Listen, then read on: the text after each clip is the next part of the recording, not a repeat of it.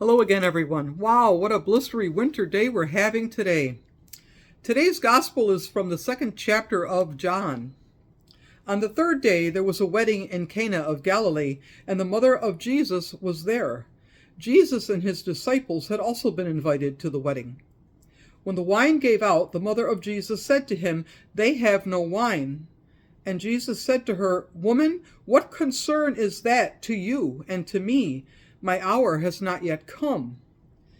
His mother said to the servants, "Do whatever he tells you." Now standing there were 6 stone water jars for the Jewish rite of purification, each holding 20 to 30 gallons. Jesus said to them, "Fill the jars with water," and they filled them up to the brim. He said to them, "Now draw some out and take it to the chief steward." So they took it. When the steward tasted the water that had become wine, and did not know where it come from, though the servants who had drawn the water knew, the steward called the bridegroom and said to him, "Everyone serves the good wine first, and then the inferior wine after the guests have become drunk. But you have kept the good wine until now." Jesus did this, the first of his signs in Cana of Galilee, and revealed his glory, and his disciples believed in him. The Gospel of the Lord. Praise to you, O Christ. A primary theme of this season after Epiphany is God's glory revealed to us through Jesus. Some examples would be the glory revealed to the shepherds on that first Christmas when they found a child wrapped in bands of cloth and laying in a manger. The glory revealed to the Magi when they followed the God-given star to Bethlehem. The glory revealed at the River Jordan when Jesus was baptized by John and heard a voice from heaven declaring him God's beloved Son, the story that we heard last Sunday. And today, the glory that is revealed through the miracle in Cana of Galilee, where Mary, Jesus, and the disciples were attending a wedding, an average, everyday event destined to be known as the wedding where Jesus turned water into wine. I'm sure we all know this story. It is a wedding just down the road from Nazareth where Jesus grew up. Jesus and his mother were attending along with many others. Weddings were a big deal then, and just as they are now. The biggest difference is that a wedding in Jesus' time would typically last 7 days. Lots of food and wine for the guests who traveled, usually on foot, to attend this social event. Not all of the guests would stay the entire time, of course. This made it hard to predict how much food and drink would be needed. One could possibly run out of food, but to run out of wine at a wedding like this would be deeply embarrassing to the hosts. So when the wine gave out at this particular wedding, Mary went to Jesus and wanted him to do something about it. Initially, he resisted, telling her that his hour had not yet come. But as is often the case, a mother's request is seldom ignored. So Jesus turned those 6 stone jars of water into wine, the best wine, a true miracle.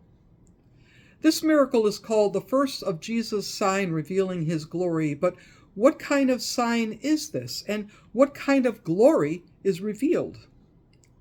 If we are talking about miracles, I suppose this one seems rather unimportant in the grand scheme of things.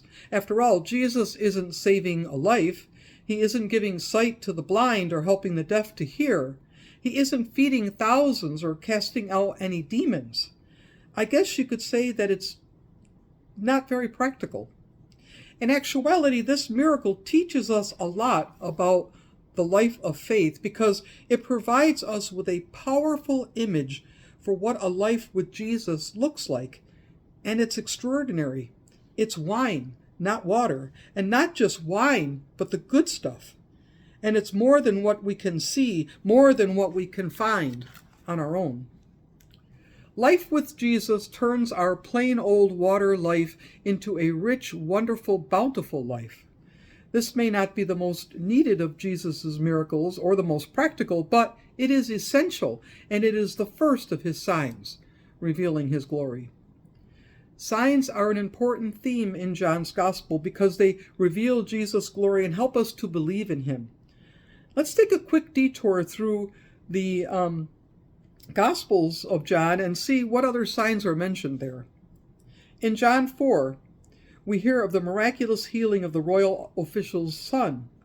The man's son was back in Capernaum at the point of death. Jesus, in Cana at the time, was approached by this man who begged Jesus to heal his son, and Jesus did. In John 6, we are told that a large crowd kept following Jesus because they saw the signs that he was doing for the sick. In John 11, we see the most important sign with the raising of Lazarus from the dead. Fast forward to the end of chapter 20, and there John says, Jesus did many other signs in the presence of his disciples, which are not written in this book, but these are written so that you may come to believe that Jesus is the Messiah, the Son of God, and that through believing you may have life in his name. That's the reason, the purpose for all these signs, to reveal Jesus' glory and to help us come to believe. Each sign or miracle recorded in the Gospels reveals another aspect of Jesus' glory. His compassion for the sick and for the hungry, his power over nature, even over death. But each of these signs also comes at a cost, and every sign, every miracle that Jesus performed drew him closer and closer to the cross. In fact, it was the raising of Lazarus that directly led to the plot to kill Jesus. In John 11, after Jesus raises his friend Lazarus, we read, "The chief priests and the Pharisees called a meeting of the council and said, 'What are we to do? This man is performing many signs. If we let him go on like this, everyone will believe in him, and the Romans will come and destroy both our holy place and our nation.' So from that day on, they planned to put him to death." Jesus knew that these signs would eventually lead to his death, but it was what he was sent to do. It's what he came to do, to die for the sins of the world. Even at the start of it all, at this wedding in Cana, Jesus knew all that lay before him. When Mary approached him, Jesus said to her, "My hour has not yet come," meaning it was not yet time for him to set in motion the events that would lead to his death. John recorded the events that took place in the upper room in Jerusalem and what Jesus did when his hour had come. Having loved his own who were in the world, he loved them to the end. The devil had already put into the heart of Judas, son of Simon Iscariot, to betray him. And during supper, Jesus got up from the table, took off his outer robe and tied a towel around himself, then poured water into a basin and began to wash the disciples' feet. The hour had come for Jesus to be betrayed and for him to be arrested and crucified. And what did he do? He washes his disciples' feet. No more turning water into wine, no more walking on water or feeding thousands. Now it was time for Jesus to humble himself and to show us his love. Today we hear the story of the first sign recorded in John's Gospel. I have to ask, is there a greater sign in all the world than the Son of God washing his disciples' feet? Is there a greater sign in all the world than the Son of God dying on a cross for all of us? Is there a greater sign in all the world than Jesus offering us a simple meal of bread and wine and declaring this bread and this wine to be his very self? Jesus turned water into wine. It was a great sign, one that we still remember after all these years. But if we really want to see a sign involving wine, I can think of no greater sign than what we find on this altar every Sunday morning, when we give thanks and remember the cup that is the new covenant in Jesus' blood, shed for us and for all people for the forgiveness of sin. It turns out that it was not wine that makes life extraordinary, but Jesus, the blood of the Lamb shed for you and for all of us for the forgiveness of sins, for the life, and for salvation.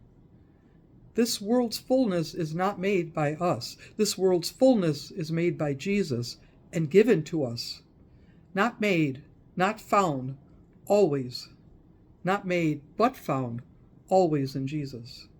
The one who turned the water into wine, and the one who offers us today and always the wine that brings salvation. And all God's blessed people say, Amen. Have a wonderful week. Stay warm.